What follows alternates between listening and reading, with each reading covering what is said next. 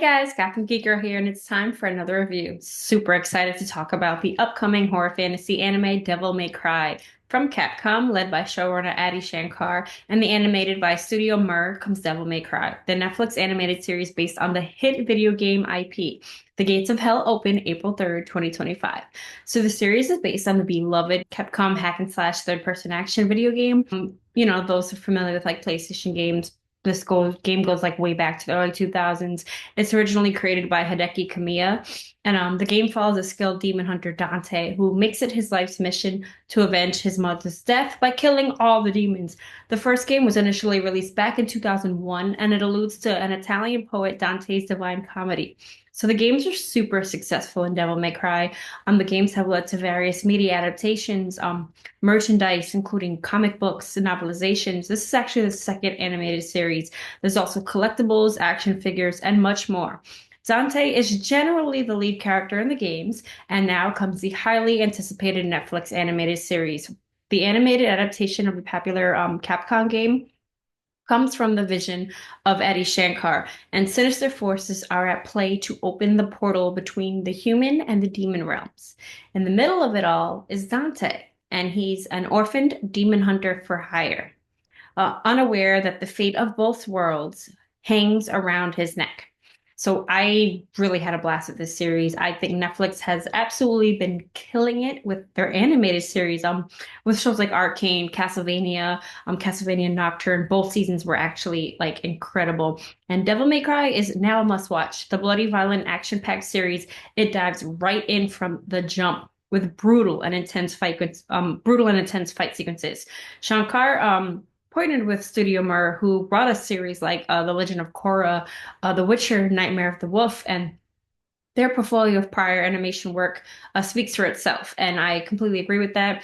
Devil May Cry comes from the South Korean animation studio, which is based in Seoul. And among their other works, the studio animated most of the American TV series, like I mentioned, The Legend of Korra, the fourth season of The Boondocks, Voltron, Legendary Defender, Kippo, and The Age of Wonder Beast, Dota Dragon's Blood, Skull Island, My Adventures with Superman, and even X-Men 97. So they've absolutely been killing it. They also did films like Big Fish, Begonia, Mortal Kombat Legends, Scorpion's Revenge, which is badass. And as I mentioned, The Witcher, Nightmare of the Wolf. So their studio is definitely notable, and it was great that Adi Shankar, as mentioned, the showrunner, partnered with this. He was also the showrunner for Captain Laserhawk, a Blood Dragon remix, and him and his development partner, Alex Larson, were working on this series based on the hit video game every day since it was first announced back in 2018. So they really worked to make this project special. They said their goal wasn't to pump out just another animated show, that they wanted it to be one of the best on the Netflix platform, period. And indeed, they have. I got to watch the entire series, and let me say, it's full of brutally shocking moments. There's a lot of major reveals, profound enemies, and intense, mind-blowing fight sequences. Um, like the hack and slash video game is known for like the combat featuring things like mid-air combinations, tons of like weapons and like combination attacks, the weapon choices, whether it be guns or swords, and like the stylish combat evading is like a major thing. And the Netflix features a fantastic roster of voice talent. Johnny Young, Bosch from Bleach, Thousand Year Blood War stars as Dante.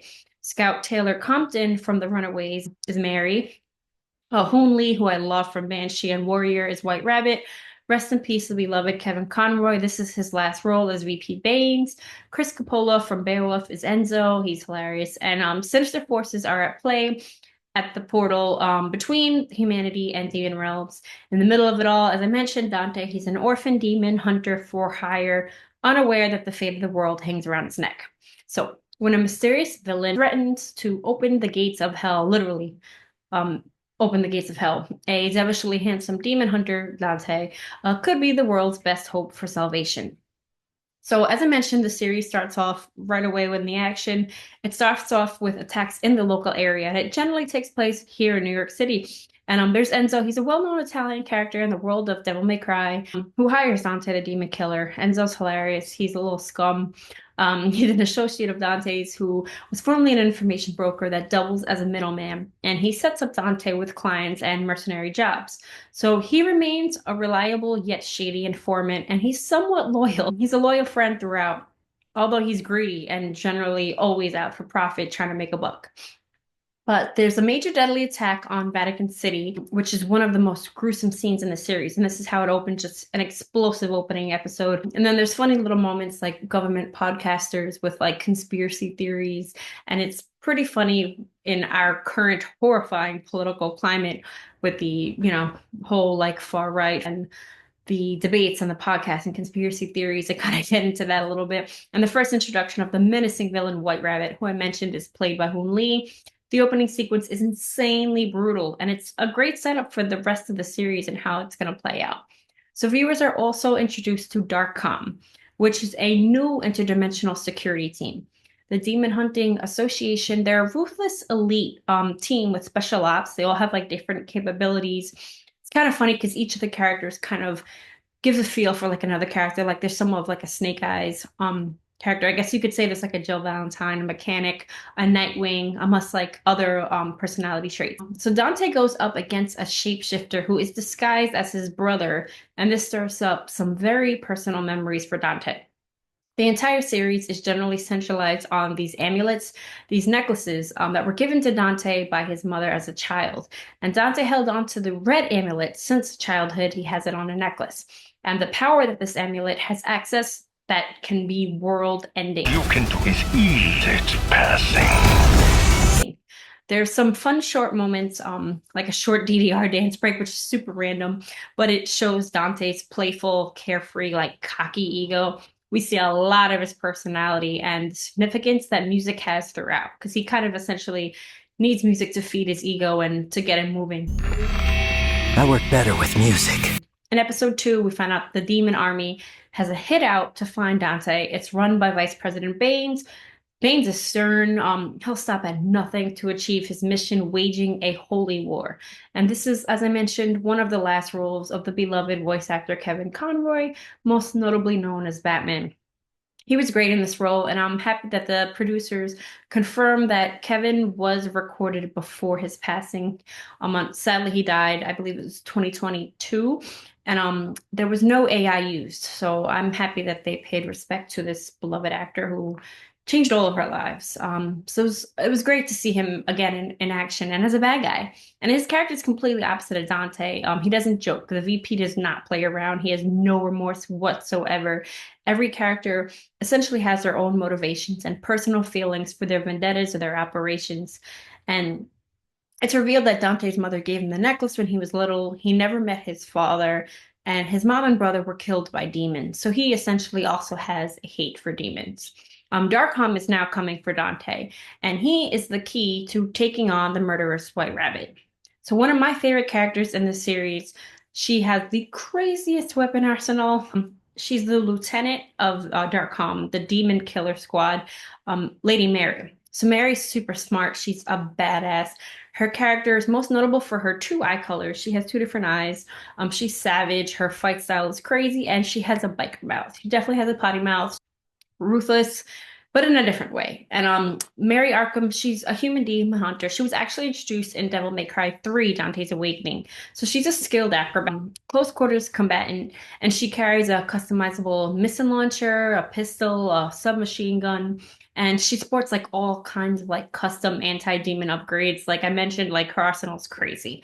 As a child, Mary was nearly attacked in front of her parents, and her mother essentially was the one who instantly protected her.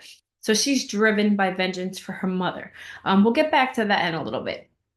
So as I mentioned, Dante's funny. He has an ego. He's a smart ass, and he works better with music.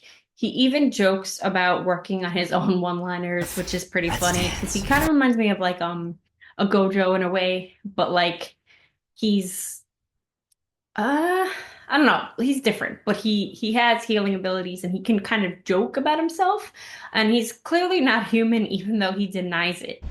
Ripped and irresistible dreamboat, I know. You still can't just... Dante also makes a Raccoon City reference to another job, which gamers and Capcom fans will absolutely get a kick out of, like the gamer Easter eggs. I thought that was hilarious. Being especially that Devil May Cry was also supposed to be a Resident Evil game, I read originally, and then it became its own thing.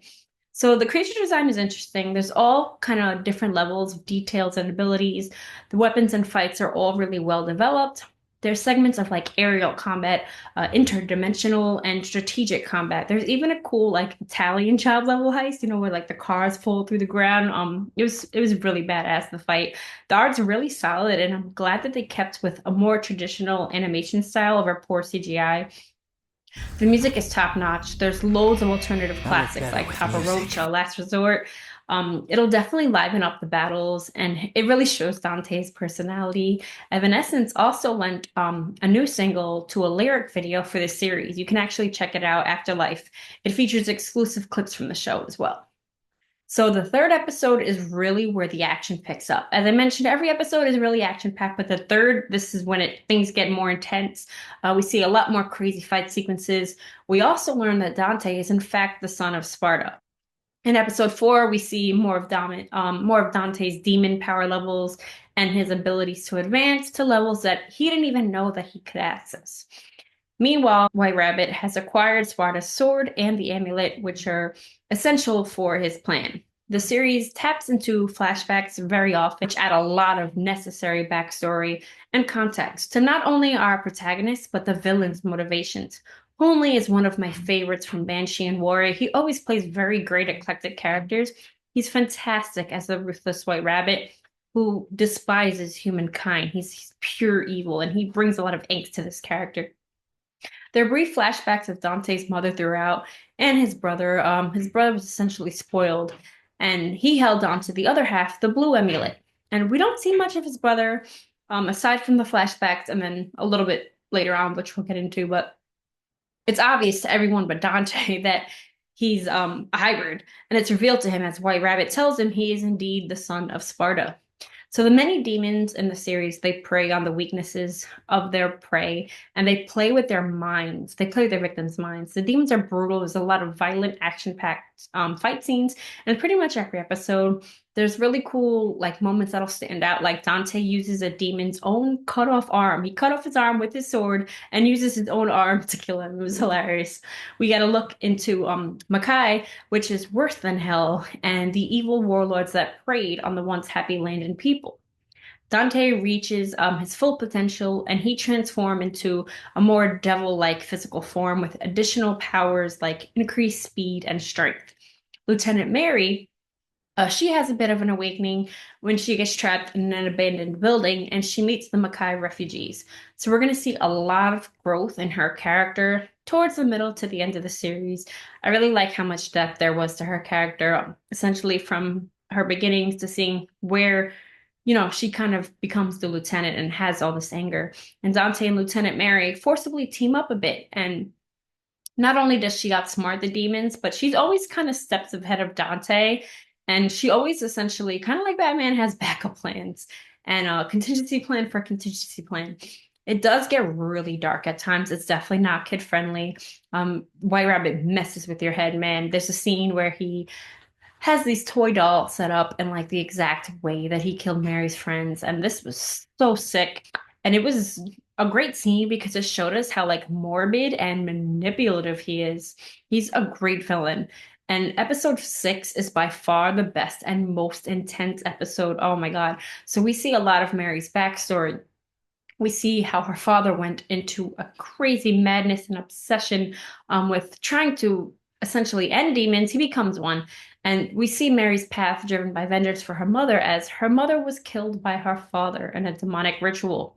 So there's a lot of backstory happening here. There's also backstory of another kid happening simultaneously. I won't get too much context into this character to avoid major spoilers, but this episode was truly incredible. The other story is also created in an entirely different art style. It plays out more like a fairy tale, and it's a lot more childish like the drawing. The differentiation between character backstories was a genius plot device and a way of showing us the parallels and differences between love and hate and what can really drive you to essentially become this person that you weren't originally. I don't want to get too much into that, but we'll see the use of the transporter device. We'll see a lot more of humanity with the Makai people and how they were nurturing of other demon creatures, and it's a completely different kind of demon. And essentially, the show shows us that humans can be just as bad, if not worse. The episode shows the Makai getting sick and the evil darkness spreading in their homeland and the evil creatures that are taking over, and why some of them crossed over to Earth for an escape for a better life for their families. Back to childhood, Mary and her friend, they have such a deep disdain and hate for demons, and it grows into an obsession. And the Hunters Club beginnings, we see her essentially as a kid, as I mentioned, legit just coming up with plans to kill demons, and she becomes a professional demon hunter, and she gets hired for hits basically with these like brainwashing purposes because she has so much hate. Mary's dad loses it. He injects himself and becomes this vampire-like demon creature. Kind of would have wished to see more of that kind of creature as well. He looked really dark. He killed his wife, burned down the house. And essentially, this is Mary's tragic backstory, which leads to her current occupation and the lieutenant position. So the rabbit's backstory is even crazier. Viewers are going to absolutely go down the rabbit hole together, freaking out over this discovery. Like I said, great episodes, great writing. The villains are intriguing. Both brothers' blood is needed for the amulet to destroy the barrier, and White Rabbit knows this, and he's also genetically mutating demons and building his own army. Meanwhile, the gun-crazed VP is waging a holy war. Everyone's essentially out for each other, showing off who has the bigger weapons. White Rabbit wants to let the Mackay cross and make Earth their new home, but he essentially plans on eviscerating humankind to do it.